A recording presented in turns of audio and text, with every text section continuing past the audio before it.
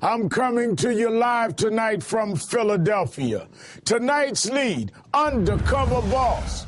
We know Mitt Romney is the candidate for the 1%. His tax plan is a handout to CEOs, to the people in the quiet rooms. His policies are tilted toward those who are most well off. We know that. But now we're learning something else. And it raises the question of whether he and some prominent CEOs are trying to scare workers in this election. In a newly surfaced conference call to a business group, Mr. Romney spends many minutes criticizing President Obama. Then he is heard urging employers to tell their workers how to vote. I hope you make it very clear to your employees what you believe is in the best interest of your enterprise and therefore their job and their future in the upcoming elections. What is in the best interest of their job? And after everything I just told you, you know what that means. Romney went on to say this. Whether you agree with me or you agree with President Obama or whatever your political view, I hope you pass those along to your employees. Nothing illegal about you talking to your employees about what you believe is best for the business, because I think that will figure into their election decision, their voting decision. Nothing illegal, but was it proper? Governor Romney knew the audience he was speaking to. The conference call was organized by the National Federation of Independent Business. 98% of their political donations have been to Republicans, only 2% to Democrats. Which way did he think the CEOs would tell their employees to vote? This call took place in June, but it has new urgency given what we've seen lately. The billionaire Koch brothers sent a mailer to 45,000 employees saying they, quote, may suffer the consequences if the Koch brothers' preferred candidates don't win. Then there were the workers at a mine in Ohio who were forced to attend a Romney rally. They actually lost pay because of the event. One worker there says the boss creates a, quote, constant pressure that if you don't contribute to Republican candidates, your job's at stake. Constant pressure. Wow. I wonder what Mr. Romney thinks. I'll tell you, you got a great boss. He runs a great operation here. And he, Bob. Where are you, Bob? There he is. A round of applause for the man pressuring his employees. He's almost as good as the CEO of the Florida timeshare company who just built himself America's largest house. But he argues, quote, I will have no choice but to reduce the size of this company if Obama wins. Oh, poor Mr. Billionaire. And what about the software CEO who says, I don't want to hear any complaints regarding the fallout if we don't elect a new president? What fallout would that be? This is just more of the blatant intimidation we've seen again and again in this election, in anonymous billboards posted in minority communities, in billions poured into the race by secret donors. Why is this happening? Well, just look at this picture. The wealthy have taken nearly all of the income gains of the last 30 years, while the bottom has just hobbled along. Of course, the 1% wants to perpetuate this. They're circling the wagons to protect this lopsided status quo.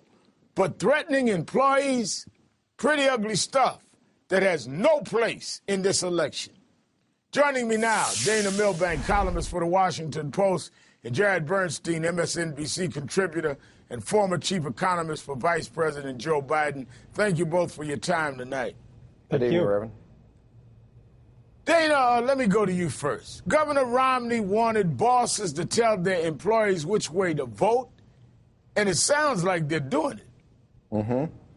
Well, it does, Reverend, and you can see how he was wording it very carefully because he knew what the letter of the law is in terms of what they can do. And once again, we have a case of where the scandal is not that something illegal has been done, but the scandal is what is perfectly legal to do, just as it is legal to have your money in the Cayman Islands or in Swiss bank accounts or in Bermuda.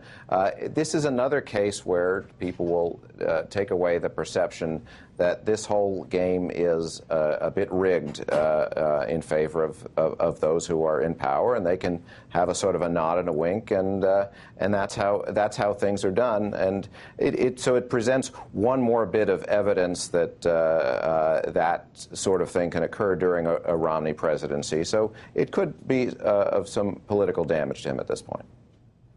Jared, it is not illegal, but is it proper? And it sounds almost like coded language. I think it very much sounds like that, and I think the legality gets you into some gray areas pretty quickly. Now, you picked up the very same two words in that statement that I actually felt a chill when I heard it read right now, when Mitt Romney said their job could be at risk. There's nothing illegal about that, but of course it is illegal to tell an employee, you either vote for candidate X or you're fired. That does cross the line. But when you go up to the line, and I've talked to lawyers this afternoon about this, and say, it will be best for your job, for our industry, for our firm, if X wins instead of Y. Unfortunately, that's legal. And the coercion dynamics within the workplace are such that, to say it's improper is actually way too polite. The power dynamics at play here are, I think, really quite dark. And I'll say one further thing. As that slide you showed earlier suggested, workers have actually suffered a lot from the fact that the benefits of growth have eluded them for decades. So to vote for a politics that makes that worse is not a good thing. And I would think that there's a big difference between someone campaigning, a candidate or surrogate, saying this will help your jobs, and your employer saying that to you. How do you get around the inference, Dana, when an employer is talking to his employees, you are reading into what he is talking about as directly affecting you, not a broad social or political kind of commentary? Well, right, and this isn't that unfamiliar because typically it's done not in terms of who you're voting for, but in who you're contributing money to. So there's often in corporations a subtle or not so subtle pressure to make these contributions to the company PAC. You obviously can't be required to do so. This is something that's not often remarked upon. Of course, the Republican side will say that this is the sort of thing that goes on within unions, pressuring the workers for financial contributions or for a vote. The amount of money and power the unions have relative to the corporate power to amass financial or mobilize people is really it really can't be compared. And Reverend, now, Jared, let me bring in something else new around this unfairness question that I really want to make sure we have time for you to address. The Nonpartisan Tax Policy Center is out with a study on Governor Romney's latest tax proposal, saying it still doesn't add up. It says Romney's plan to cap deductions at $25,000 would yield $1.3 trillion. Now, that's nowhere near the $5 trillion Romney needs for his plan. Right. Now, despite this, the Romney team calls the study misleading and deceitful. But the numbers are the numbers. There's nothing misleading or deceitful about the numbers. If his plan only comes to $1.5 trillion, then clearly he's way off $3.5 trillion, to be exact, from $5 trillion, Jared.